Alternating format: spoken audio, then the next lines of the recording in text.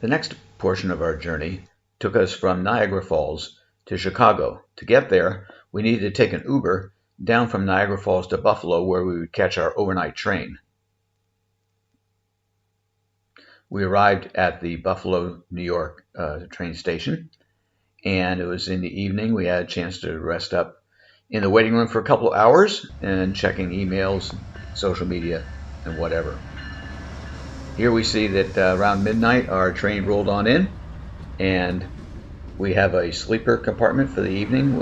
It's called a roomette, which is basically bunk beds at night, and we'll take a look at that in a second. As you can see, looking in right now, the roomette has a bunk bed up top, and the lower bunk during the daytime actually converts into 2 seats plus a table. Here you can see that our overnight train was about a 10-hour journey from Buffalo to Chicago, and we basically skirted along the edge of Lake Erie there. The next morning we arrived in Chicago at Union Station at 10 o'clock in the morning. Union Station is over 100 years old, beautiful architecture, beautiful inside interior. After we took a quick view of that, we decided we would take an Uber over to our hostel. Right turn on East Ida B. Wells Drive. Chicago is famous for the elevated trains, or as they call it, the L. We had a chance to ride underneath one, heading on over to our hostel. Give you a loan, 20-30-year loan. After checking into the hostel and having a quick lunch, we decided to head out to Chicago, do some sightseeing for the afternoon. Our first impressions of Chicago in the downtown area was how wide open and spacious it was, especially along the Lake Michigan lakefront. Here you see us walking on over to the lakefront.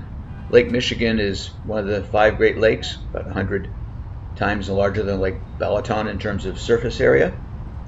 And after taking a quick look, we went on back in a little bit off the lakefront. Decided to walk up through the parks. There's a lot of obviously big wide walkways for pedestrians, very tourist friendly for people walking around. And now we see this venue here that really has an interesting dome at the end, like an amphitheater with live music and different shows going on. Apparently some of them are free to the public and others not, but again, a wide open place.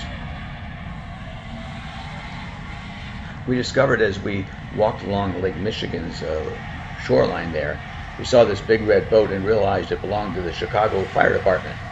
There are many marinas along Lake Michigan's shoreline with a lot of boats in them, and so they actually have this fire rescue boat, if you would, to put out fires or other mishaps that might happen out on Lake Michigan. Unlike the Danube, which bisects Budapest into 2 separate cities, if you would, there are a lot of small rivers here which go through the downtown area of Chicago. Our next stop on our sightseeing was the Navy Pier. This large pier juts out over a kilometer from the downtown out into Lake Michigan. It was used extensively by the Navy in World War II for training facilities, hence the name Navy Pier. After they pulled out, it was transformed into an entertainment venue where you have a lot of parks, gardens, shops, restaurants, and family attractions. So we decided to walk on out there and see what there was to see.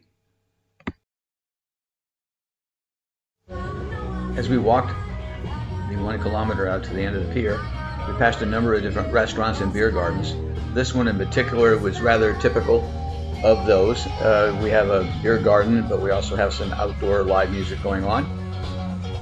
This particular song brought back memories for me, a solid gold oldie song for me. I don't know that Jonatán necessarily had heard it, but it was all good, and we saw so many people out there just enjoying a great sunny afternoon. Here though, at the end of the pier, we saw a couple other people who weren't on the pier. They were out there on jet skis, having a great time. Lots of things to do here on a sunny afternoon in Chicago. Now, Jonatán informed me that no trip to Chicago would be complete without a trip on the L, so we hopped on the L and took it right back to our hostel. After a great night's sleep and a great breakfast, we headed south to the Museum of Science and Industry. This was a place I visited when I was 14 years old and was looking forward to coming back to it and I knew Jonatán would enjoy it on his first visit. There are many, many exhibits at the Museum of Science and Industry, obviously relating to science and industry. But the one we really wanted to check out, above all else, was a German submarine called the U-505, one of the few submarines that was actually captured by the Allies intact during World War II.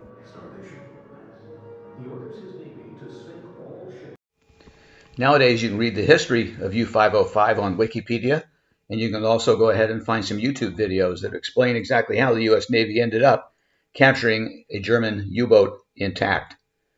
Of course, they were trying to actually sink it at the time, but the way that the depth charges went off underneath it, it basically caused the submarine to be so damaged that the captain had to surface and surrender the entire boat along with the crew.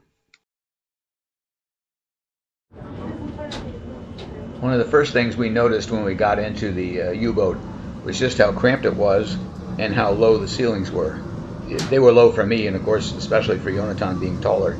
And we try to imagine 55 people living in this little submarine, in this boat. The enlisted quarters, where the guys would sleep in their bunks, was in the same room as the torpedoes. And the toilet facilities and the shower facilities were, let's put it this way, really, really minimal. But then they also talked about life on the submarine and how if a surface vessel such as a U.S. Navy destroyer was dropping depth charges, even if they didn't hit the submarine, it would explode around them. And it would almost be like if you're inside of a tin can and someone throwing rocks at you, but not just once, but maybe for 20 hours in a row. So life was very, very stressful. That particular day, the depth charges so damaged the submarine without sinking it that they came up to the surface and surrendered to the American fleet when they saw that they were surrounded.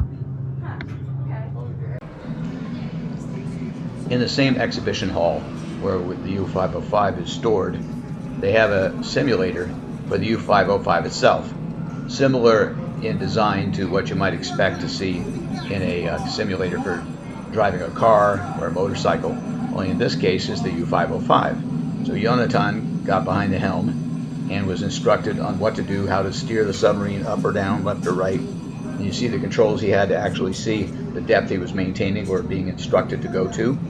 So it's very, very realistic. We suspected that the simulation is basically programmed so that there's no way you're going to escape having to surrender to the Americans. But it's a really faithful recreation, I think, to what was happening. You can just picture the crew as these depth charges are landing and exploding either on or near the submarine, damaging it to a certain extent. Not enough to sink it, but eventually it got to the point where the captain realized that his only choice was to surrender and come up to the surface.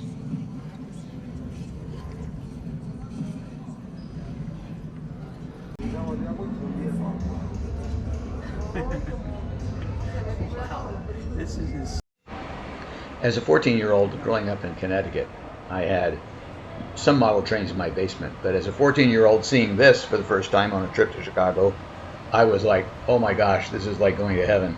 I mean, you've got skyscrapers, you've got mountains, you've got trains of all types going through tunnels and on big long circuits all around. An amazing, amazing layout. I don't know how they coordinate that all. That was way back before there were computers to control all this stuff. Anyway, what you see coming around the corner here is an Amtrak Superliner. Now the Superliner is just that. It's a bi-level train which Amtrak uses on most of its long distance routes. It's the one we'll be taking tomorrow, or one like it, from Chicago out to the West Coast on the California Zephyr. On our way out the door to catch our train to California, we saw that they had an exhibit of what looked to be a few old-fashioned railroad cars, one for the mailman and the postal service and so on. This particular one showed you what a coach would have looked like maybe 50, 70 years ago in the elegant era of train travel, nicely padded seats with curtains and whatnot. And outside, oh my gosh, we're moving along. No, we're not. It's stationary, but they do a great job of letting you feel like you're actually on board a train. We went back to the observation car and saw that, again, we were moving along pretty quickly. And I realized it's all computer generated, but it was very, very lifelike, so enjoy.